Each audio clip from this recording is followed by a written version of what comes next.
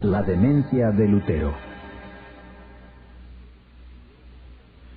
Quisiera comenzar esta sesión con una cuestión de historia de la Iglesia, a ver si pueden identificar para mí al famoso teólogo que una vez fue descrito por un contemporáneo que tenía más autoridad que él, como un cerdo salvaje.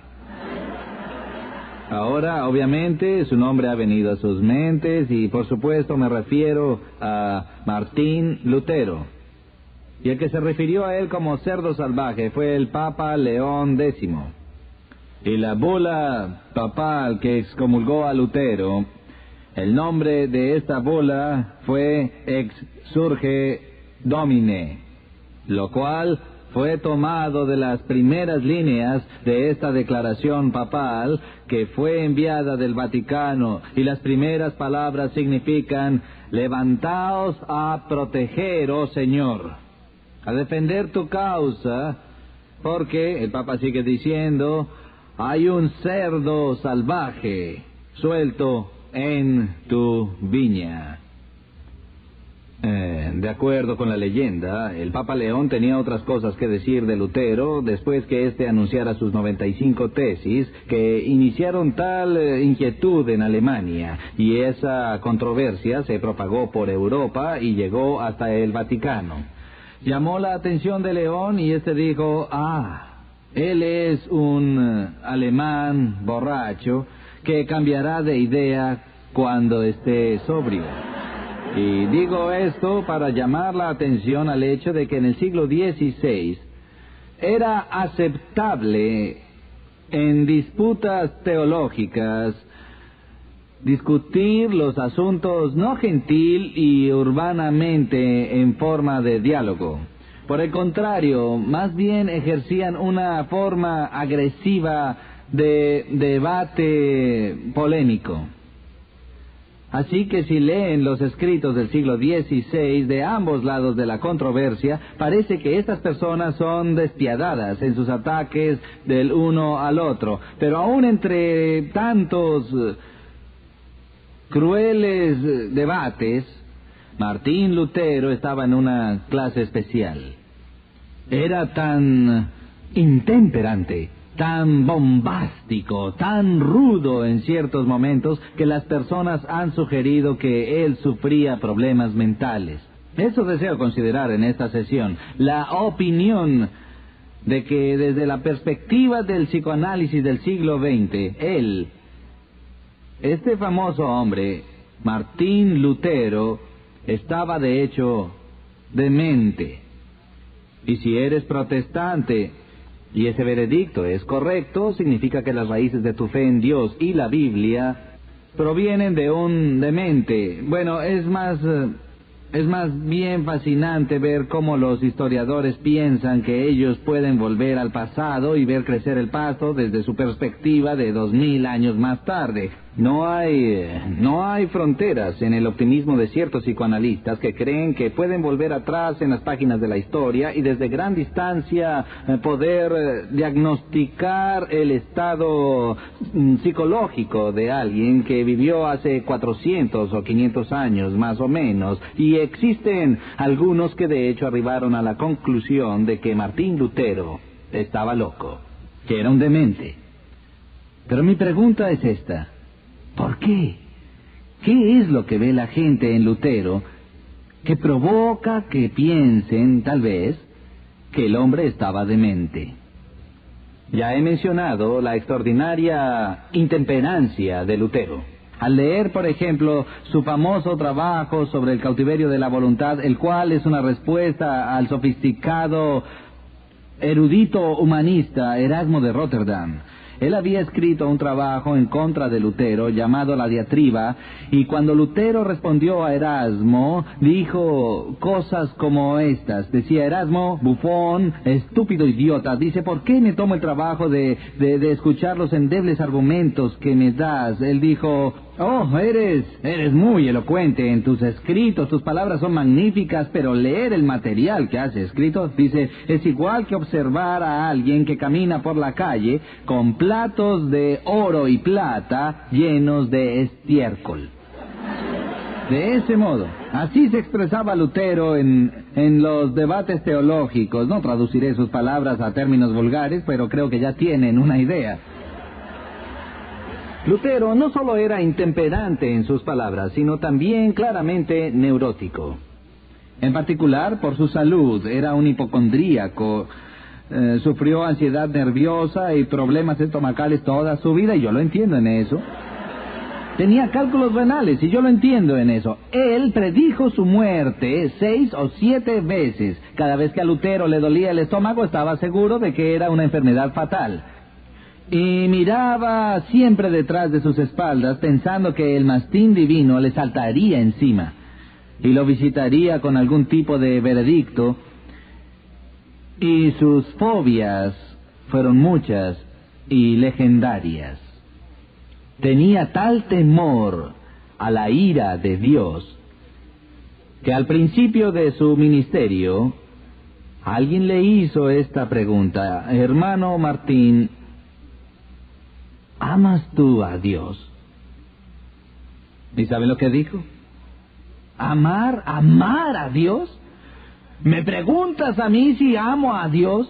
Amar a Dios, a veces yo odio a Dios. A veces veo a Cristo como un juez devorador que simplemente me mira para enjuiciarme, evaluarme e infligir calamidades en mí.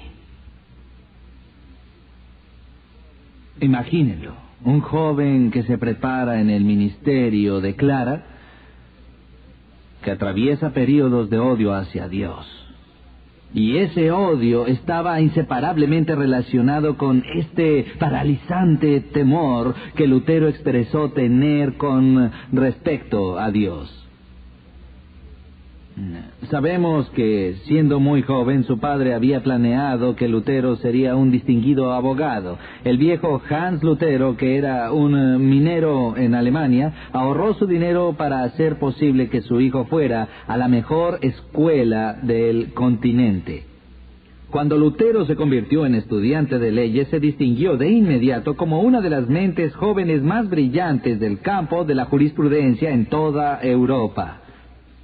Pero en medio de esa experiencia, él llegaba a casa tarde una noche a caballo, cuando de repente una tormenta se levantó sin aviso, y Lutero se encontró atrapado en la ruta en medio de una violenta tormenta eléctrica.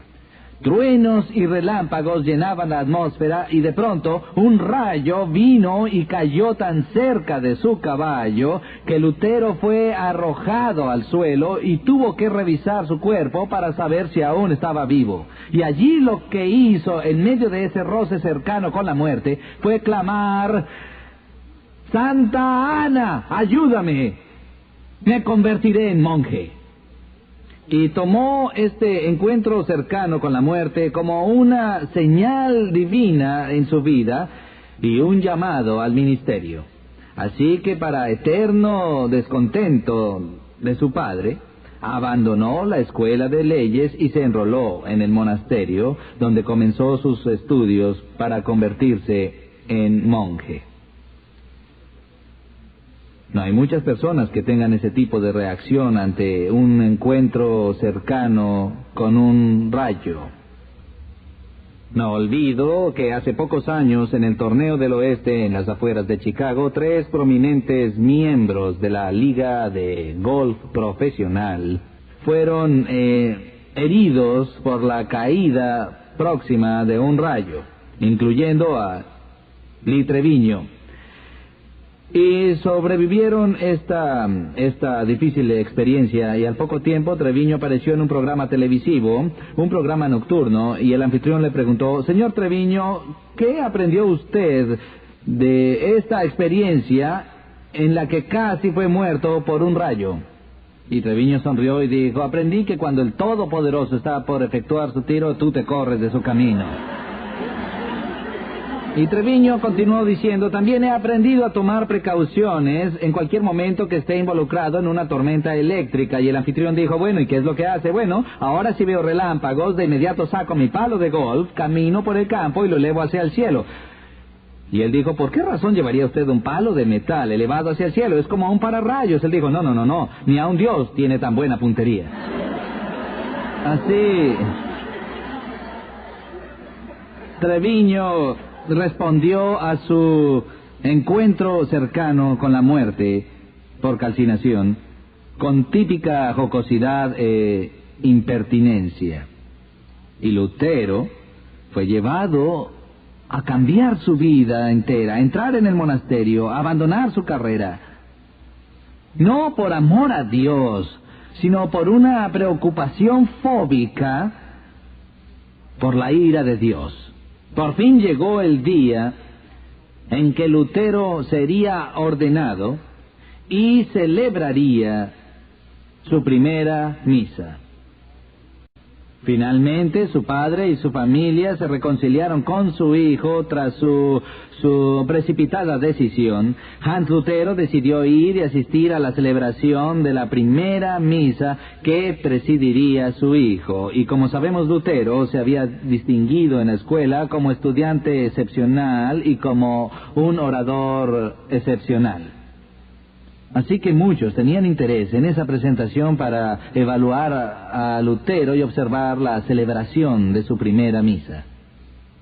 Y tienen que entender que en la Iglesia Católica Romana, en la celebración de la misa, la opinión de la Iglesia Católica Romana es que durante esta celebración, un milagro sobrenatural, inmediato y divino toma lugar. Y durante la oración de la consagración, que solo puede ser ofrecida por alguien que ha recibido las santas órdenes y ha sido consagrado sacerdote, durante la oración de la consagración el milagro toma lugar, el milagro que se denomina transubstanciación, donde a pesar de que la apariencia del pan y el vino sigan iguales y nadie pueda notar ningún cambio observable en esos elementos, de todas formas Roma cree que hay un cambio sustancial y esencial en estos elementos que llaman transubstanciación. Eso es que la sustancia del vino y del pan se convierten en la sustancia del mismo cuerpo y sangre de Cristo. Mientras los accidentes, es decir, las cualidades exteriores perceptibles del pan y el vino, se mantienen iguales.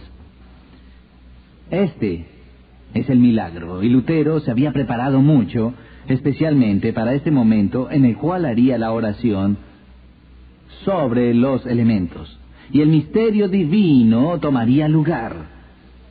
Así que luego que se completara la consagración, en manos de este hijo de un minero alemán estaría no el pan, no el vino, no los elementos comunes de la tierra, sino nada menos que el santo cuerpo y la sangre de Jesucristo.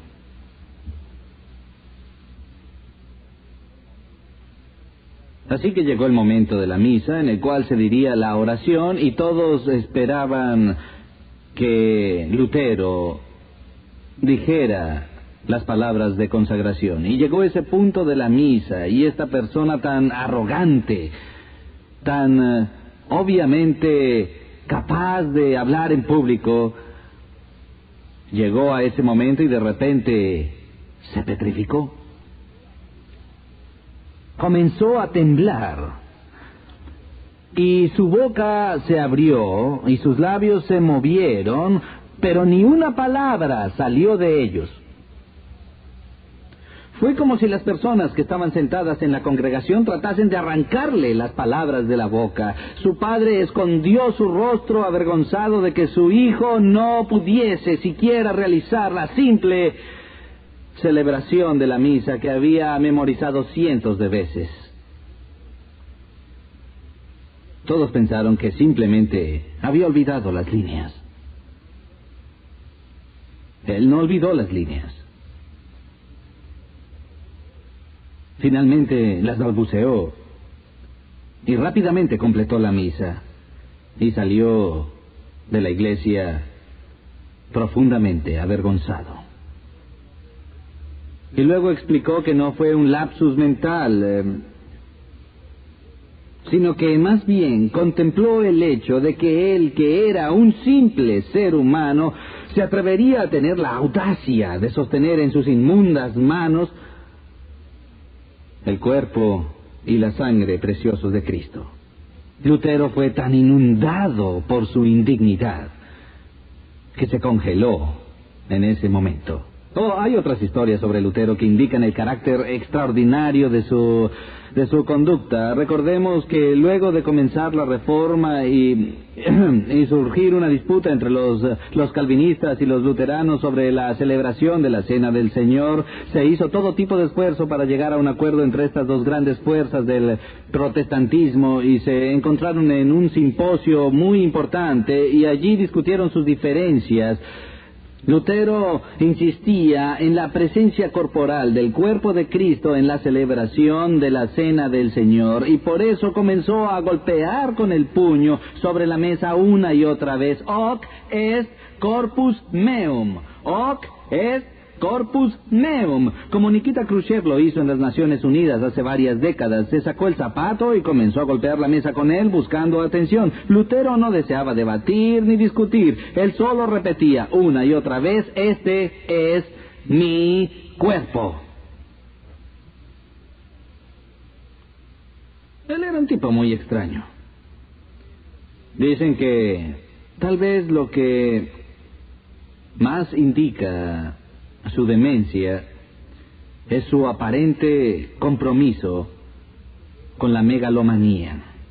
¿De qué otra manera se explica el que una persona esté dispuesta a desafiar toda estructura de poder de este mundo y a soportarlo completamente solo? Un sacerdote joven en contra de todas las autoridades de la Iglesia, en contra del Papa, los consejeros de la Iglesia, los mejores teólogos de la tierra. Bueno, él sostuvo todos estos debates en Leipzig. Debatió con Martin Eck, debatió con el cardenal Cayetano, fue y se metió en problemas con el Papa, y ahora finalmente la discusión entera llegó a su cúspide cuando Lutero fue invitado a la dieta imperial de Worms. Y en Worms, Lutero fue enjuiciado y se le pidió que se retractara de sus escritos. Fue enjuiciado no solo por las autoridades eclesiásticas, sino también por las seculares. Se le concedió un salvoconducto para llegar a esta ocasión trascendental que es su juicio, y antes de llegar allí, de forma muy típica, al preguntársele: bueno, ¿qué dirás al llegar a Worms? Él dijo esto: previamente yo me refería al Papa como vicario de Cristo, pero ahora voy a decir que el Papa es el adversario de Cristo, el vicario de Satanás. Ese es el tipo de declaraciones que él manifestaba, ni discretas ni diplomáticas. Así que el mundo observaba cuando se preparó el escenario de la Asamblea Imperial en Worms, y Lutero entró en el recinto, y seguramente Hollywood lo representaría así. Lutero entra marchando al recinto del juicio, y solo y de pie es el centro de atención en la galería que contiene a los príncipes de la Iglesia, a los príncipes del Estado, amenazadoramente ubicados en sus asientos. Los inquisidores se paran y leen los cargos mientras apuntan a los libros que están sobre la mesa al lado de Lutero y dicen: Martín Lutero, ¿te retractarás de estos escritos? Y la versión de Hollywood es esta: Lutero mira hacia las tribunas y ve a los representantes del Supremo y Sacro Imperio Romano, y ve a los príncipes de Alemania, a los obispos y representantes de la curia romana, y dice: a menos que se me convenza por medio de las Sagradas Escrituras o por razones evidentes, no me retractaré. Pues mi conciencia está cautiva en la palabra de Dios, y actuar en contra de la conciencia no es correcto ni seguro. Creo lo que creo, Dios me ayude, no puedo hacer otra cosa, y ¡pum!, siguió con la Reforma. No fue así como pasó. En aquel momento de la historia de la Iglesia en que la pregunta se le hizo a Martín Lutero: Martín Lutero, ¿te retractarás? ¿Saben lo que dijo?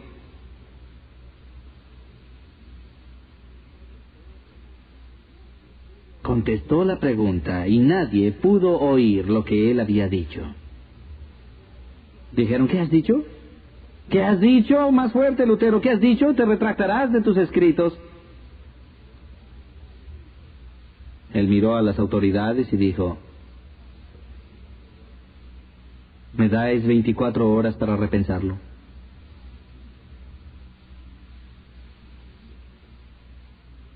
No sabía si tenía razón. Y se le dio el tiempo adicional. Se retiró a su celda para orar en privado y meditar, y escribió una oración esa noche, que ha sobrevivido hasta este día, y quisiera leer una porción de esa plegaria para ustedes, para que puedan entender por qué angustia existencial pasó Martín Lutero la noche anterior al veredicto final. Para Lutero, este fue su propio Getsemaní. Y él oró así: oh Dios eterno y todopoderoso, qué terrible es el mundo. Mira cómo sus fauces se abren para devorarme y qué pequeña es mi fe en ti. Oh, la debilidad de la carne y el poder de Satanás. Si tuviera que depender de alguna fuerza de este mundo, todo habría terminado. Verán unas oraciones después que dice: oh Dios, oh tú mi Dios, ayúdame en contra de toda la sabiduría de este mundo. Haz esto, te lo imploro, debes hacerlo por tu propio y enorme poder. Pues la tarea no es mía, sino tuya. Este no es asunto mío, no tengo nada que discutir con estos grandes hombres del mundo. Gustosamente pasaría mis días tranquilo y en paz. Pero la causa es tuya.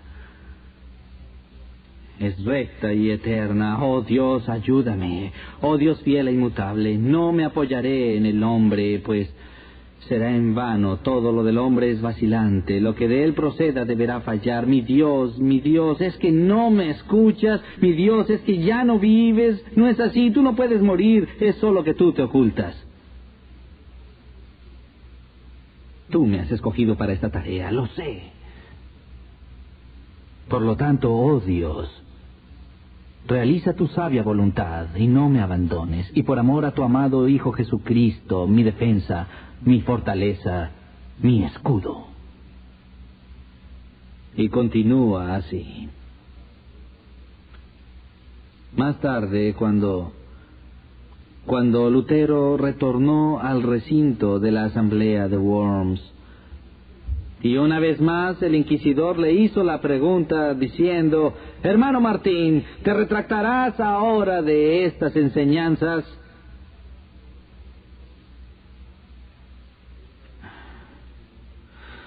Y otra vez Lutero dudó por un momento y dijo: a menos que se me convenza por las Sagradas Escrituras o por razones evidentes, ¿no comprenden? No puedo retractarme. Mi conciencia está cautiva en la palabra de Dios. Y actuar en contra de la conciencia no es recto ni seguro. Creo lo que creo. No puedo hacer otra cosa. Dios me ayude.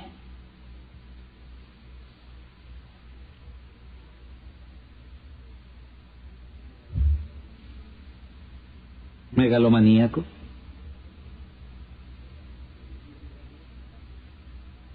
¿Delirios de grandeza? Tal vez. Otro punto.